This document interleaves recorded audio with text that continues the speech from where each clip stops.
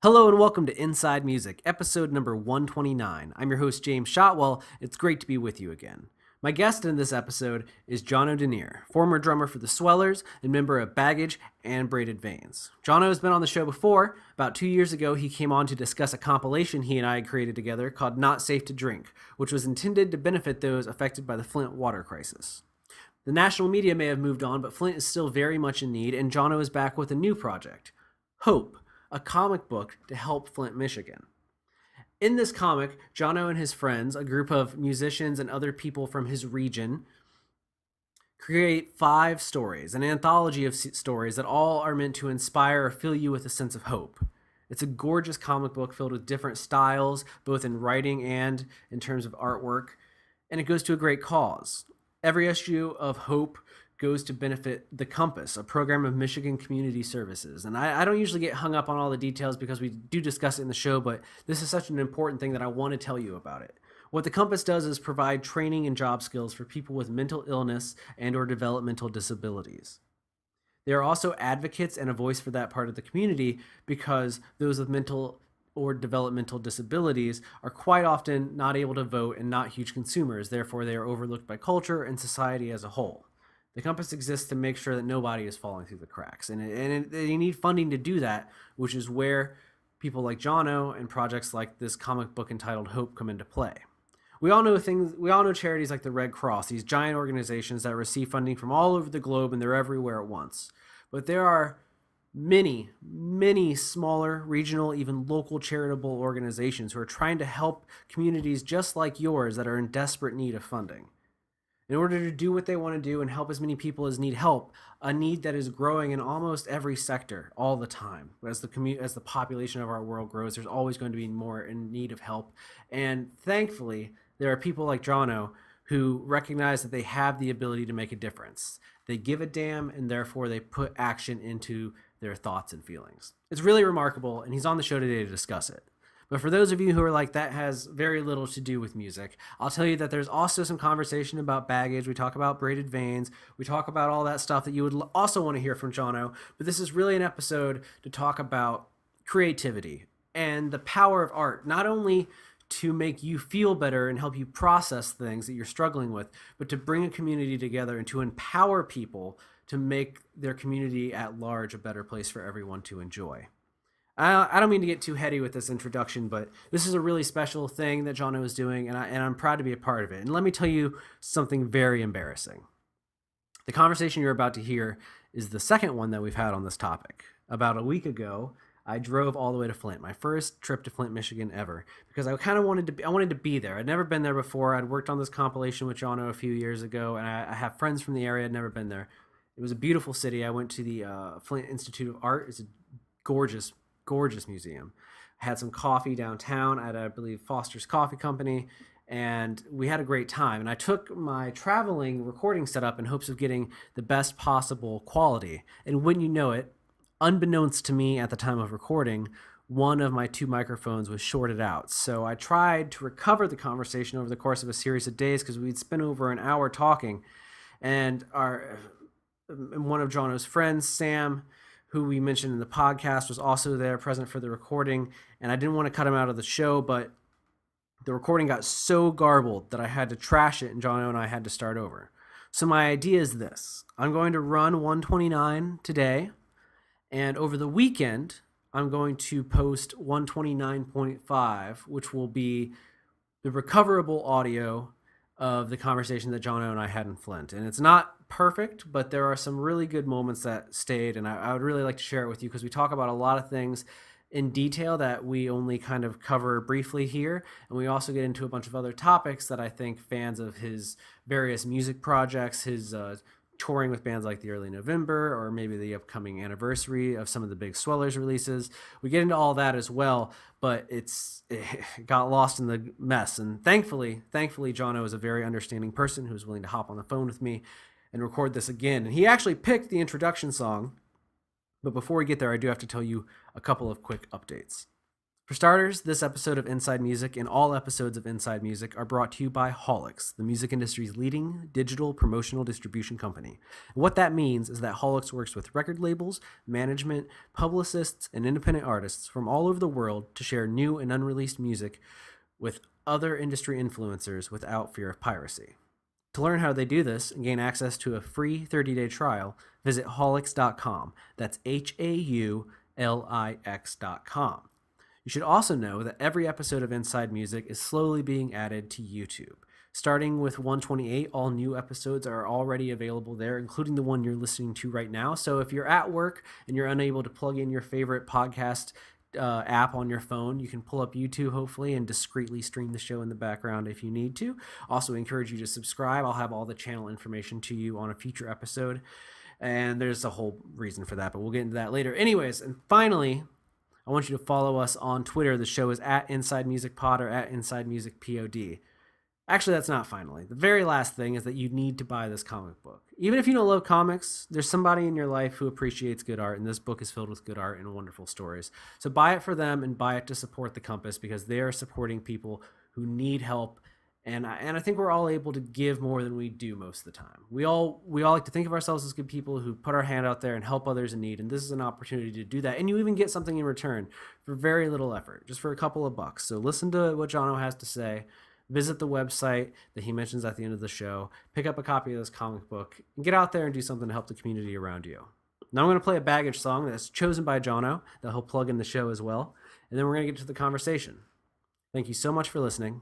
Enjoy the show.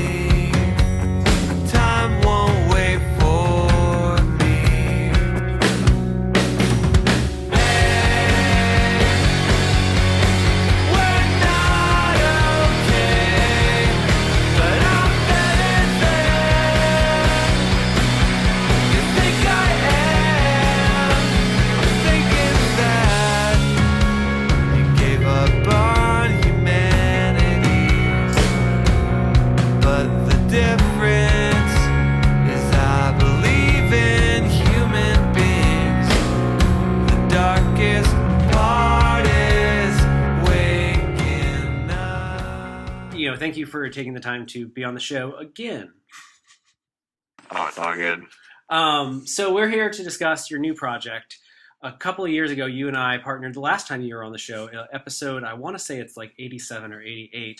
You were on the show to discuss Not Safe to Drink, a compilation for Flint, Michigan that you and I worked on together that's still available on Bandcamp and Bandcamp.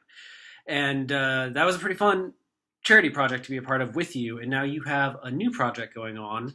It's not necessarily a music project. So why don't you give us the full pitch?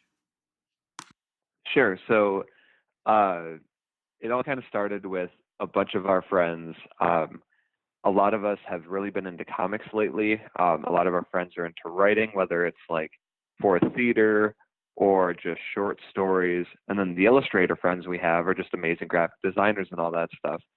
And I've been kind of just watching these people working these jobs that they don't really like, and everyone's just kind of in this funk all the time. And I was just sitting there one day and I was kind of pondering, I'm like, I need to find a way.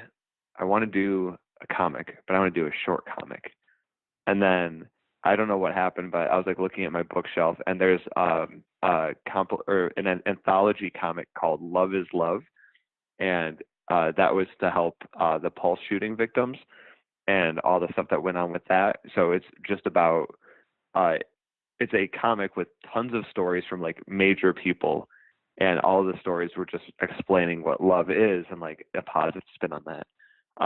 So all these ideas started just coming into my head, and I was like, well, nothing in Flint has really changed, and I have some of the most creative people I know that are kind of just looking for some kind of, not like light at the end of the tunnel, but just like something to like spark their interest and make them want to work and finish something, because we've all kind of been like burned by our like respective industries and all that. So I just got everyone in a group together. I got 5 writers, 5 artists, and I said, hey, we're going to do a comic together. We're going to pair off. We're going to do 5 pages of a story in our group, and then we're going to make a 25-page anthology comic. And I was like, I want this to be for Flint. And I think the most positive thing we could do is hope, which is something that people have been talking about a lot because something the world needs a lot. So other than just the message itself, I wanted to, like we did with Not Safe to Drink, uh, find a nonprofit or charity that was underfunded specifically that we can help, because it gets sticky for a lot of people when you see like for example, like there's like Goodwill and Salvation Army, and there's these things that people will donate to, but then it'll come out that there's some negative things about it, and you feel strange aligning yourself with that. And then on the other side, we didn't want to give money, because if it's going to be like a few grand or whatever it will be, um, we don't want to just throw that in like a warehouse full of money that someone else already has. And I know that people in Flint specifically are really struggling.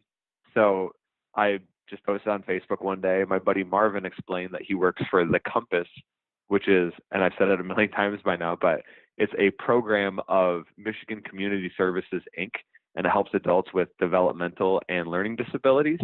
And it kind of helps reintegrate them into society because they can't vote and they can't really hold a standard job. And there's people on different levels of that. So my buddy Marvin was saying like, hey, this is really underfunded and we would love help.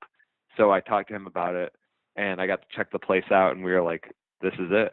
So with all of that being said, Hope, a comic for Flint, all of the money is going to the Compass, which is a really good cause. And then on top of that, a publisher called Source Point Press from Michigan, they actually do a lot of really awesome comic stuff.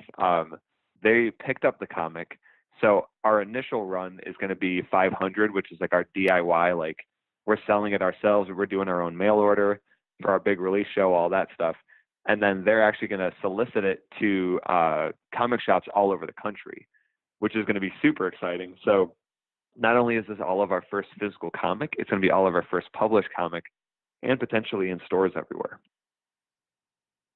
Now, is everyone involved also a part of the music scene, or is that just a good portion of you? All of us know each other through music. So um, Do you want to I'd maybe say pretty much everyone at some point was in that, or like, for example, Miranda, who is the artist of one of the stories, uh, from working at Starbucks, I worked with one of my friends, and that's his wife. So like, but we are all in the same group of friends because like me and Sam were friends through music, and then we met. Like it's all intertwined that way. But like all of us are like going to shows or doing creative stuff. So the majority of the people are like directly music industry and music scene related. do you want to plug everyone's prospective projects? I know you guys have not to jump ahead in our conversation, but there is a release show celebration coming up here on the first in Flint, Michigan, that involves all of the writers actually, or at least people involved in the comic, are also performing, or some of them are. So do you want to maybe just take a second and plug all those people since Sam's not here to be our other voice? Yeah. So opening the show is a band called The Dead Serious. Our friend Rob Anthony, he is the writer of a story, and then the artist of that story is in the next band, which is called the Apology Tour. It's Michelle Lukasik. She's an amazing graphic designer. She's helped my band Baggage with a bunch of stuff. Also in the Apology Tour with my brother, who was the singer of the Swellers with me. So that's another like big tie-in. And then Baggage, which is my band, is playing third. And then Cope Niconic, it has Sam, who is playing bass in that. And then the singer, Jesse, actually did the cover of Hope a Comic for Flint. So already that's 5 people involved with it. And then the people that can't be there, Craig Horkey, who did the art for my comic, who's an amazing like poster artist, does tons of designs for bands. Pretty much any band you've ever loved, he's probably worked with them in one way or another.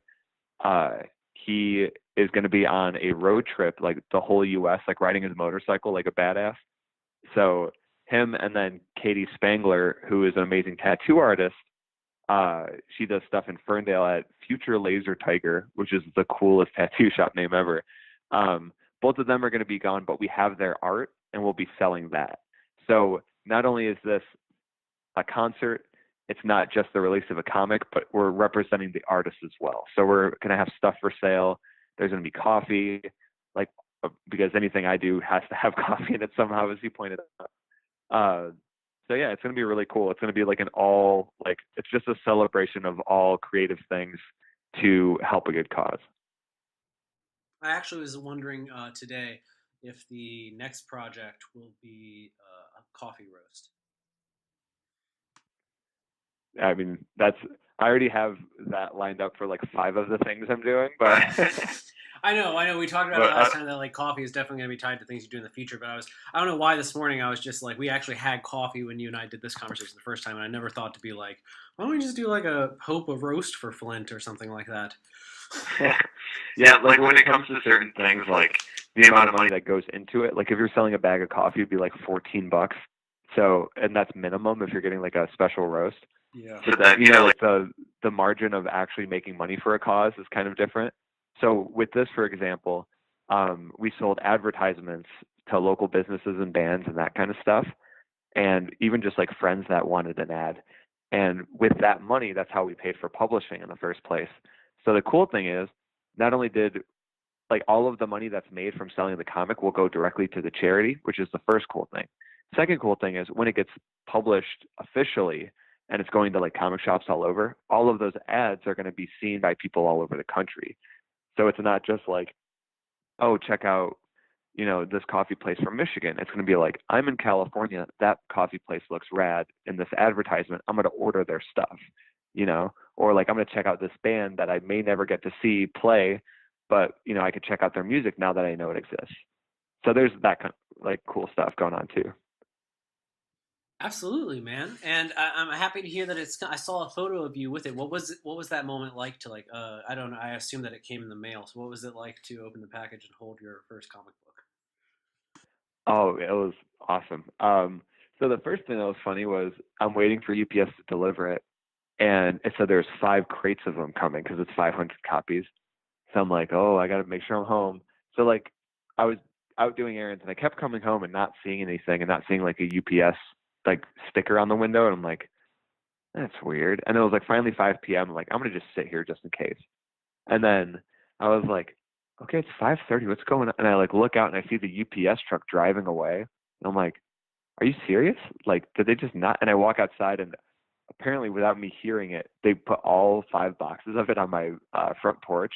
I was like, well, I'm glad UPS doesn't knock for anything that matters anymore. So that's super like relieving. Because if it was raining or something, that would have been 5 boxes of comics just stuck in the rain or something. But anyway, on the lighter note, when I like took it out, like the only way, like I have to either describe things based on comics, music, or coffee. So I could pick the music version of this. But it's like the equivalent of listening to a first like finished recording you've ever done, uh, like or like holding like a CD or a record or something like that. So having like the comic, and not only was it just like even just getting the pages back initially, like when Craig would send me just like the PDFs of like, hey, how is this looking so far? And I'm like, these ideas that I wrote that came out of my brain are now like an existing thing in reality. Like there's like a tangible thing that I can see, and this is amazing. And like we've created something. Like there was no guidebook or rules or anything like it just happened. But then holding the thing was just like, okay, now this is really real because most people don't even like, especially on our level, like people kind of getting into comics, like you don't even get your first published one or a print one potentially ever. Like a lot of people are just doing web comics only, but because not only was it 5 or 10 of us working on it, we had like this amazing team of people. SourcePoint Press helped us get it published, and all of the work and all of the like months of just whenever I had any free time, or I would make more free time to do it, like I was holding that in my hand. It's that like this is the all-encompassing like source of my hard work. So that was super rewarding. I want to talk about your story just because you're on the show, obviously, and it would be weird if we discussed someone else's story. Yours opens the comic book. It's called After Ice Cream, and it is drawn by Craig. I want to say it right, Horkey. Yep. All right, Craig Horkey. Can you tell us? It's weird, like you said, they're only 5-page stories, so I don't want you to spoil it, but maybe want to give people a little synopsis, like give them an idea of what yours is about. Yeah. So all of us, the exciting thing about this comic is all of the art styles are completely different, and all of the stories themselves are very different because as individuals working on it, we're all different people. Um, so I wanted to approach Hope from uh, the way I mostly write comics. Like I'm working on like a few other things right now. I try and get my like grounded reality, and then my version of almost like people watching and just like looking at society under a microscope. And one of the things that was going on, I was like getting groceries one day, and this little kid was like tugging on her, I think it was her mom's sleeve, and she just kept asking questions and asking questions. And it's the thing toddlers always do, where it's like, "Can I get ice cream?" Like, "No, we can't get ice cream." "Why?" "Well, we didn't have dinner yet." "Well, can I have it after dinner?" "Well, maybe." "I don't. Why maybe?" Like, and it's like that annoying thing where like parents are always like, "Oh my god," like just they try and shrug it off or whatever. Um, but I started thinking about that because once in a while there's that like that blissfulness in youth, and like kids are curious and they want to learn, and that's really why they're doing it. They're not just trying to be annoying, but as an adult you just kind of like brush that kind of stuff off. So my story, I wanted it to be um, a dad and his daughter. They get ice cream. They're walking home, and on their journeys, they're just seeing things that I see on a daily basis. Like if you're walking in downtown Flint, you're going to see a homeless man. If you're walking in a certain neighborhood, there's going to be a dog barking that looks vicious. Like there's these like normal things, and the girl is just questioning each one, and the dad is kind of doing the same thing where he's like brushing it off and just trying to make like his like simple explanation, just like you know get the kid to stop questioning everything. But then what I wanted to do on the last page was show that there's a benefit to questioning everything. And not only that, but it's like showing that there's so much hope when it comes to young people and like the new generation of people that are, like this new generation of thinkers that are starting to come out of the woodwork, which is just amazing for someone like me to see because like me and you are like close in age. And I'm sure you probably think the same thing where you're like, man, like, it's weird that like we're going to be the last people that are like this blah blah blah, but then you think about it and you're like with the advances in technology and understanding in society and all that, like I personally have a lot of hope in that kind of generation and progress and change, and that's what I wanted to do with my story. So even if there are like there's one specific panel that involves a police officer that I think people will be like, ooh, that's a thing to put in the first story in this. But it's like such a real thing, and it's like brushed off in a way to where there's no opinion, there's no my opinion going through the page. You know what I mean? It's like I've written characters and I've written the situation. It is what it is. So I think it's this nice understanding of like this is what life is like in Flint, and then from there it kind of goes into all these different directions with the stories that people wrote.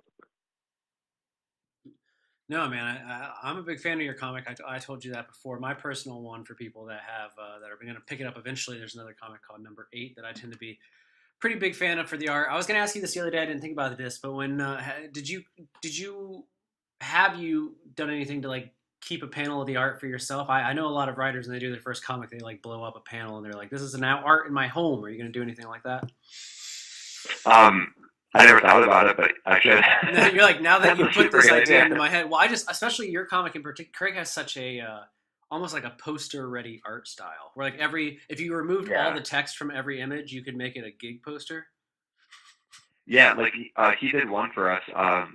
Braided Veins, one of my bands, we played with a band called Abel Baker Fox, and uh, it's this completely wild poster, but like it's it's like 9 panels, like a comic, but you don't look at it as a comic, and it just his style is just so classy and like I always talk about like our explanation of things where uh, like I'll write this like 10-page thing like, Craig, I'm thinking this stuff, and then I could do this, and then blah blah blah, and down the road, who knows? Maybe we can get this, and like I'm just so like overexcited, and then his response will be, hell yeah, and that's it, like lowercase hell yeah, and I'm like, oh, okay, I wonder if he's actually gonna like work on it, like I was like questioning and then it's one of those things where he's busy doing the work all the time, so he doesn't have a chance to like, at least in text form, like be as crazy as I am with that kind of stuff. But then his work, when you get it back, like you trust him enough to know that he has such a definitive style and he knows how to make things happen. So when I got all the pages back for this one, I was like, oh my God. like there's like these certain things where like his use of color was really interesting. Um, where each character, like it's just based on color theory. So like each character's dialogue is the clothing that they're wearing. And like you don't have to think too hard when you're reading the text because sometimes comics have so many like word balloons and that kind of stuff. It's just overwhelming. But with Craig, it's just so much style. You don't have to think about it. So anyway, with that said, uh, James, that's a great idea, and I'm probably gonna blow up one of the frames. We're gonna get off the phone here, and you're gonna be like, Google, how do I? Well, I don't want to. We can't let you go without talking music for at least a couple of minutes, real quick. And you are in a band, and every time you're on the show, we never talk about your band. So let's go ahead. It is the first ad. I like that you have the first ad in the magazine as an ad for Baggage. So what's new in the world of what's new in the world of Baggage Band? Baggage is we are still working super hard on a potential full length record. Um, it's it's funny from like the outsider's perspective because so many people they're gonna just they look at Instagram and they look at social media and they're like, oh, this band isn't constantly playing shows, isn't constantly doing whatever. But what's really going on is I'm just working as hard as I can writing songs of my own. We get in a room together, we like flesh stuff out, and then we go to the studio, which is Rancho Recordo with Mark Hudson, who does Saves the Day, Against Me, Taking Back Sunday. He's just an awesome dude, and his style is so rad, especially for what we're doing. Um, he is a firm believer in like no auto tune on the vocals, no editing of parts. Like you play what you play, and you just have to be good. So it's a lot of like woodshedding, like to put in that perspective, where we'll have an idea for a song, we'll play it like in at Jacob's house, our guitarist. We'll get it as like close close as we can get it to like ready. We'll take it to Mark, and then he'll just do this like slow turnaround on his rolling chair and like put his like he does like the thinking pose, and we're like, oh no, the gears are turning. What's gonna happen? And then we just start like tearing stuff apart. But it's to make stuff like more exciting and to make every part have meaning and that kind of thing. So we're actually just there yesterday. Like I was there for like 12 hours just working on stuff. And it was more so just like arranging a song, getting drum tracks ready to go, that kind of stuff. But so far we have, I think it's like 5 or 6 songs like tracked. And we're doing it in like a totally different way. So instead of, okay, we have 1 month to just record 15 songs, we're going to just plow away and we're going to do chunks of songs. So whenever we have a song that we think is good enough and ready to go, with Mark's home and he's not on tour with Against Me, or now he's in Laura Jane Grace and the Devouring Mothers, we'll go there and we'll just work it out and make it as good as it can be. So the cool thing is we could come back to the recording whenever and we could tweak stuff instead of like, this is the end, like you have to put it out no matter what. So by the time we do have this full length done, and again, it is taking a while, but it's because we're taking our time on purpose.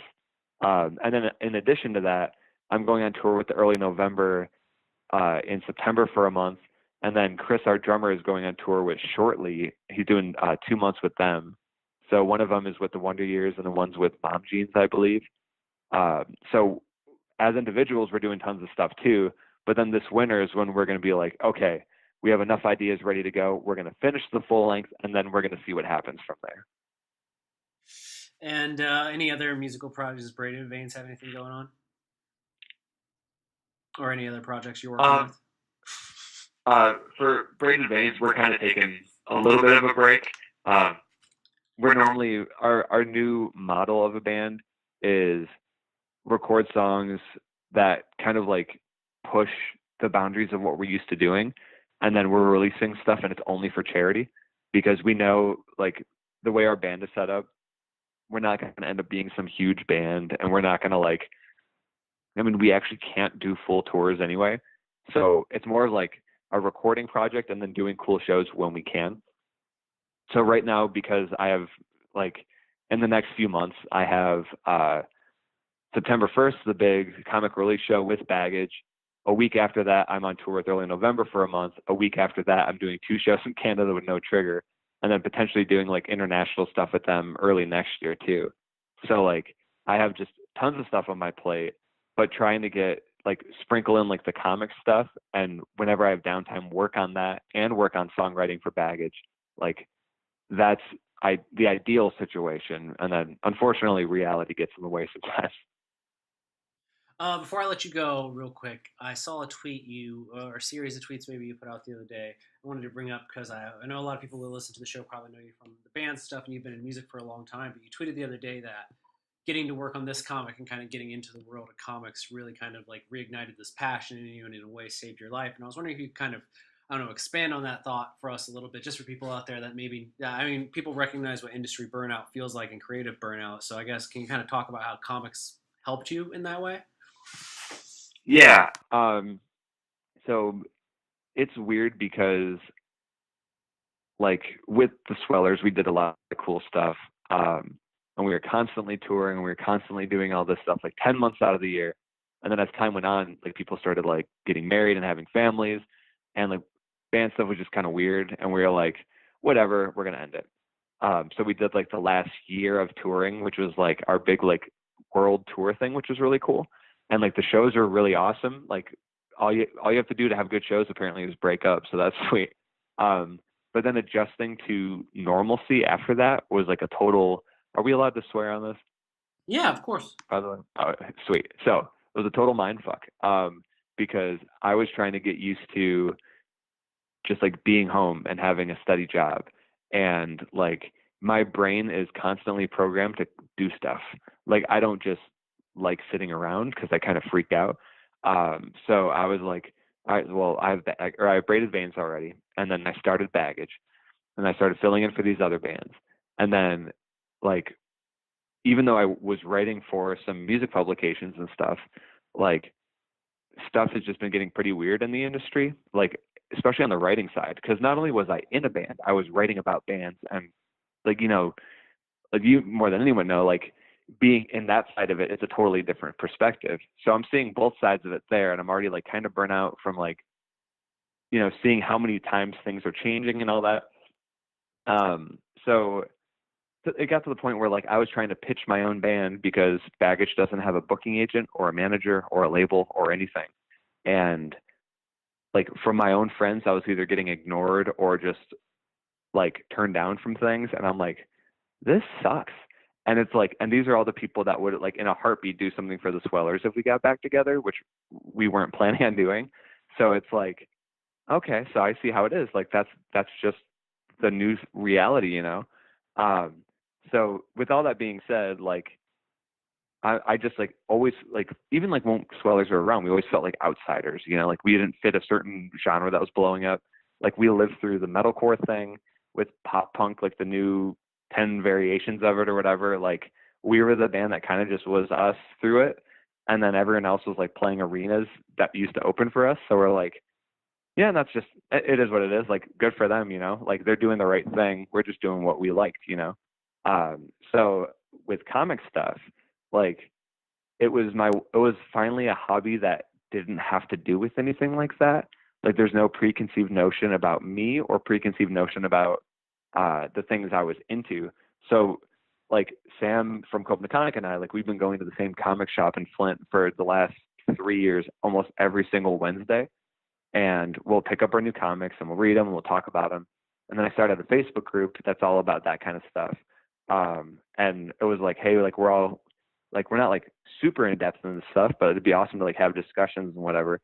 And then from that, like I started meeting more and more people in the world. So like this guy Matthew Rosenberg, he is a writer for Marvel now. He does like all of the X-Men books. He used to own a record label and put out Polar Bear Club's first stuff, a Strike Anywhere EP or 7-inch or something like that. And then there's people like Patrick Kinlan from Self Defense Family, and he's writing comics. And like there's all these people in music that are kind of doing that crossover. And I was like, oh, that's kind of cool. And then I started thinking about it more, and I'm like, you don't have to like tour when you do that. And you don't have, and I was like, I could still be exactly as creative as I was, but not have to have like the defeat of, you know, going on like a 2-week tour and having it suck and come back and be like, well, the good news is I don't have any money and the shows were bad. But like with comics, you can be like, well, I wrote something, but I could still work my job. And then I hope like it can pay off or whatever, you know? So like having that like safe thing for me outside of music where like, you know, I feel like my brain is just getting like smashed like into the wall like on a constant basis where I'm like, all right, I'm going to push for this thing. Oh, someone can't practice or this thing can't happen or whatever. And then it just keeps like adding more time and more time. And like, you know, I'm getting older.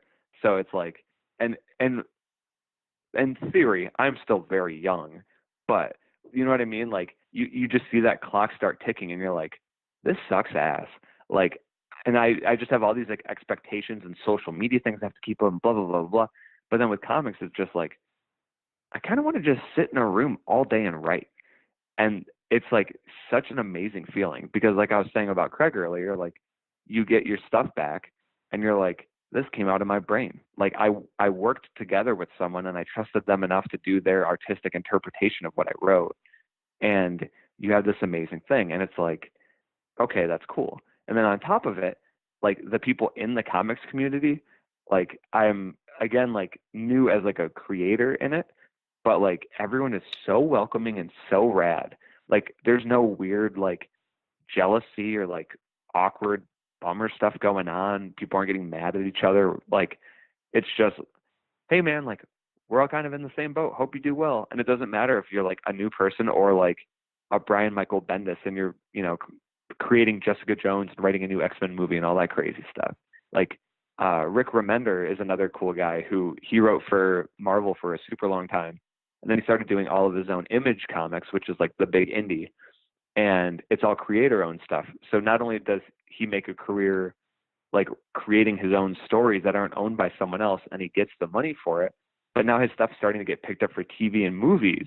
So it's like he's like transcended this like little niche market and now he's like, oh, I'm in television development now. Like I am that dude. But you go back and he was doing like uh Live in a Dive, like Fat Records live compilations and stuff or live albums. He was doing the artwork for that. And he was just like a punk dude. So, you know, there's all this like hope for me in that kind of situation where I'm like, I was that hope or I was that like punk person. Like I can actually hope for something and I don't have to like put all my eggs in this basket for comics, but it's that nice like mental cleanse where I could be like, I don't have to give a shit for once. Like I care. And I'm like, for this comic specifically, like I'm doing as much as I can and it's rewarding because like I got to give like my buddy Marvin in the Compass, I gave him a check for $300 and the comics isn't even out yet. Like we're already getting that many pre-orders and like it's helping people, you know what I mean? So this isn't like some like self-sustaining whatever thing. It's like I'm getting my creative part out. I'm helping other people. And that's kind of what comics are to me, where it's like you're looking at like a hero, like someone who just does good for other people. And as like cheesy as it sounds, like that's a big influence on who I am. Like ever since like the last band stuff ended, I was like, I think I want to just be a better person. Like I'm a fine person now, but I'm like, there's no reason to not do that, you know?